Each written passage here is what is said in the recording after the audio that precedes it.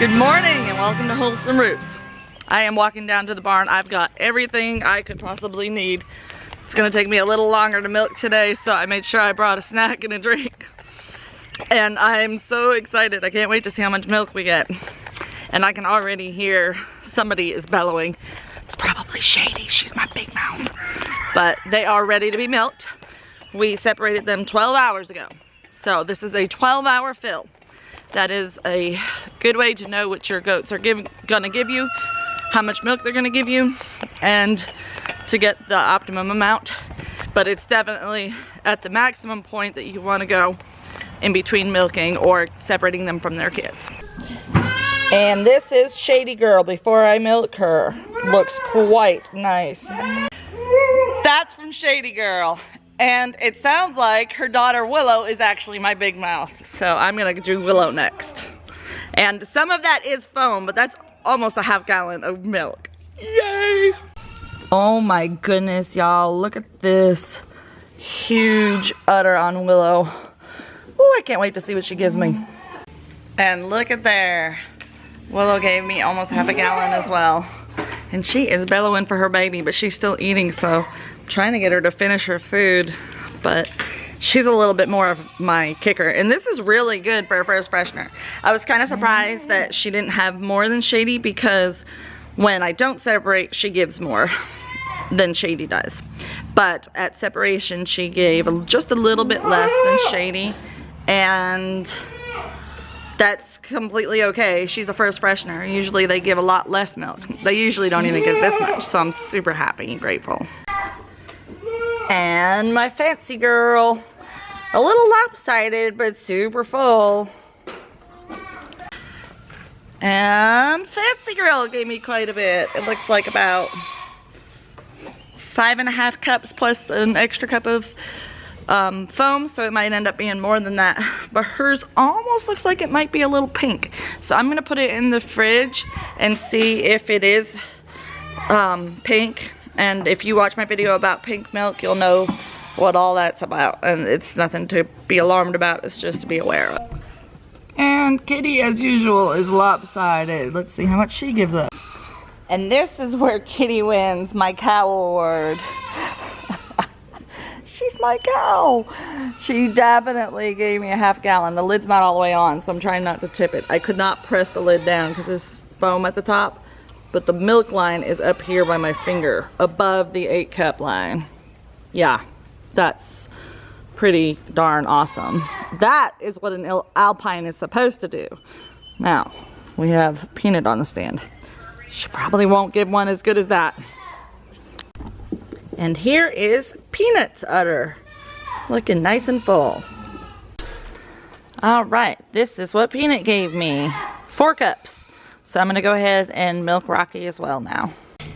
And this is Rocky's udder. It's pretty big and tight. All right, so Rocky gave me another 4 cups, which filled my jar, and that was my last jar. So I still have the milking pail, but it's only got about this much room left in it. But I do have Fluffinutter's bottle. So rather than running up to the house to get another jar, I think I can make do with that to milk out Fancy too. We're trying to dry her off. She just does not want to dry. Every time I take a little less milk, she produces more.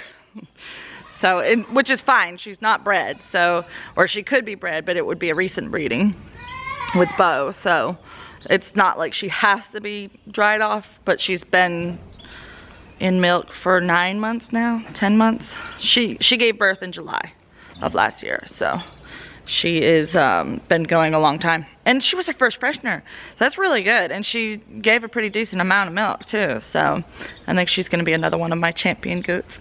I think all my goats are champions. Yes, don't you? I think so. Well, I'd say that's a darn good reason to separate the kids at night. I just got 2.5 gallons. That is more than double the amount of milk I get when I don't separate the kids. So that is a very good reason to separate the kids at night. And if you're in need of more milk, to definitely do that. And so we are gonna get to make some cheese, for sure. And we'll probably even be able to share some of this milk with our friends. It's such a blessing. I'm so grateful. Y'all, these little chicks fill my heart with so much happiness now that they're in a good situation. Boy, they're happy. They're fighting over food right now, so they're not usually this piled up on one another. But they sure like this new space. I think they are very grateful. I am seeing a lot of red combs though. That's unfortunate. I always end up with more roosters than I do hens. I don't know why. Like way more, not 50-50, but like quite a bit more. Oh well. Y'all, I kid you not, the blessings just keep coming. Ryan looked out the window at 7:15 this morning and saw the truck dumping another load of mulch. I am so beyond grateful for all of this mulch. It's gonna help our garden grow so well. I love this time of day. The sun is just starting to set over the back of the trees behind the pond.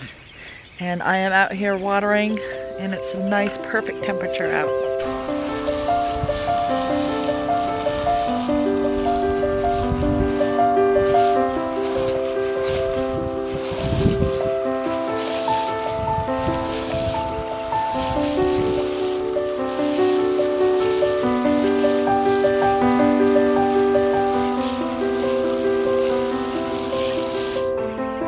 You know, it's funny because sometimes I think, boy, I sure wish I had irrigation, some type of drip tape that I could just spread out on my beds and just turn on when it needed to and not have to water my plants all the time.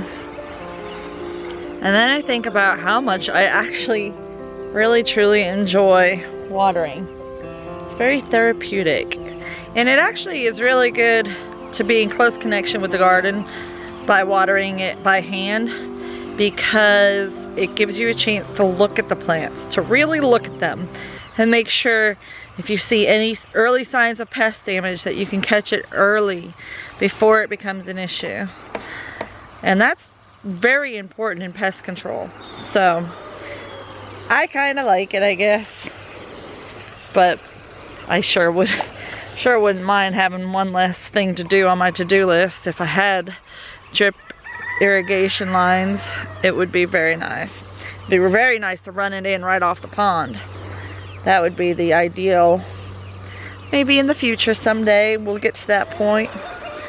It's just takes a lot of money to build infrastructure on a farm, and so every year we just do a little tiny project that we can do with our tax returns, and everything's growing great. So I'm gonna keep watering and get this done. Y'all, I did it. I not only watered, but look at this. I hoed up the sides on all the asparagus beds. Let's get rid of all those weeds. Yay me. And I got a couple of partridge eggs. That'd be yummy. Rowan really likes them. And Rowan and Liam are tired and they want to go in. You done? Okay, let's go. Let's go to the house. Liam, can you say night-night? Can you say night-night? No? You don't want to say night-night to the camera? Okay. You don't have to. Alright. Good night, folks. All the goats just came in for dinner and bedtime. Night-night, goats. Yay! No more diarrhea. Yay! Healthy babies, healthy moms. We just love our babies. Hi, precious one. There you go, Miss going. Oh, you're shy. Yeah. Sweet little babies. Hop, hop. Are you gonna hop? And here come the Alpines. And we're all gonna fight over the same bowl, even though there's a bowl for each of us. Silly dotes. Yum, yum, yum. All the goats are happy. All the goats are great. Happy goats. Yay. And I hope you all had a great time watching us today.